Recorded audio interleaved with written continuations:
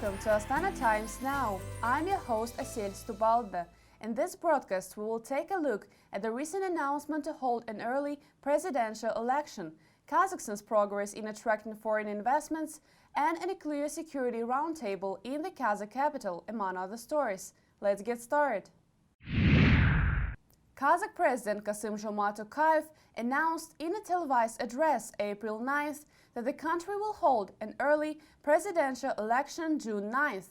Tokayev assumed the office March 20th per the Kazakh constitution following the surprise resignation March 19th of Kazakhstan's only previous president, Nursultan Nazarbayev. The next presidential election had been scheduled for 2020, but Tokayev called for the early election to ensure the stability of Kazakhstan's domestic and international policies. He made the decision after consulting with the previous president, the prime minister, and key legislators. To ensure social and political stability, to confidently move forward and improve socio-economic development, it is necessary to remove any uncertainty. In addition, the situation in the world is changing rapidly and far from the best for us. We must confirm the continuity, predictability, and stability of our domestic and foreign policy. 27 projects totaling $3.1 billion in foreign investment were launched in Kazakhstan in 2018. The projects created 6,000 jobs. Kazakhstan has made attracting foreign investment a national priority. The country has set up the Kazakh Invest Company to bring investments into Kazakhstan and raise the country's profile among the international investment community. Our mandate is only to facilitate and attract foreign direct investment into non-extractive industries like agro-industrial complex, machinery, transport and logistics, IT digitalization, tourism, chemistry and petrochemistry, so not upstream oil and gas, but the processing side of oil and gas. The Kazakh Invest Company currently monitors 157 projects totaling $40 billion involving foreign investors from 26 countries. The projects are expected to create 45,000 jobs. The Almaty region has received the most foreign investment, followed by the Karaganda region, the Kazakh capital, and the Kostanay region.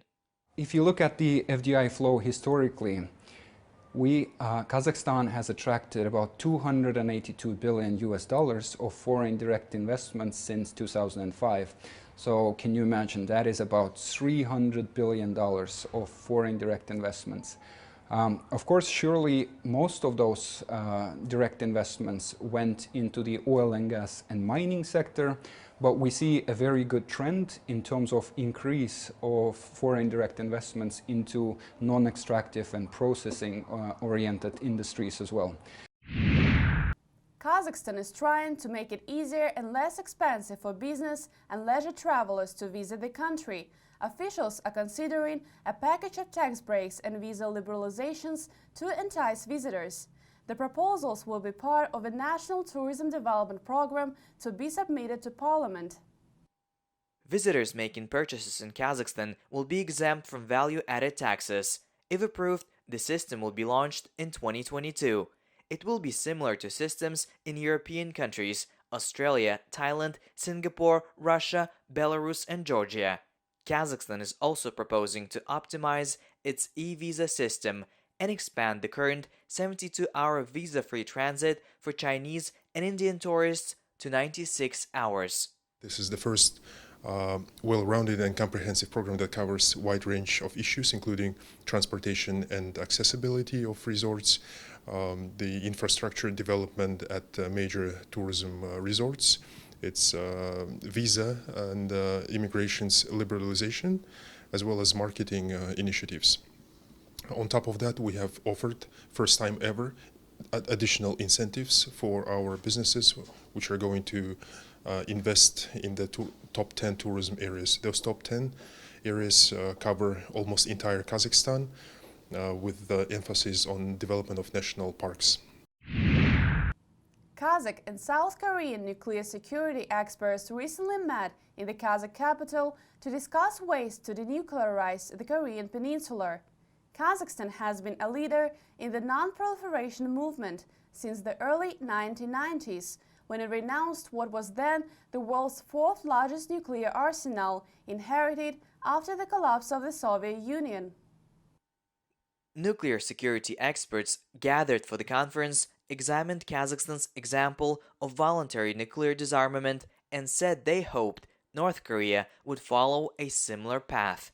So it's a very complicated issue. I cannot tell you all the story in a few minutes, but the fact is we are expecting North Korea to give up their dangerous nuclear programs in exchange for their economic development.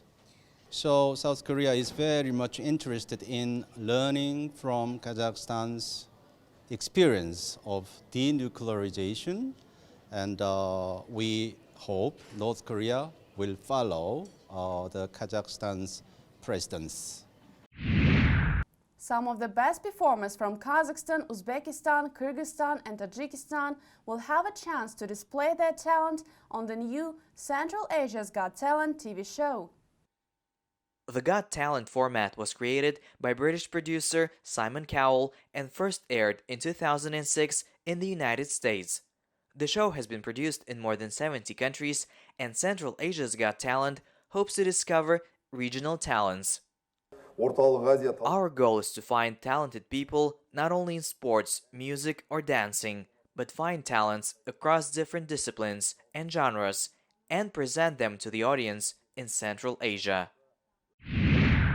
Thank you for watching Astana Times Now. Stay tuned and we will see you next week with the latest in Kazakh news.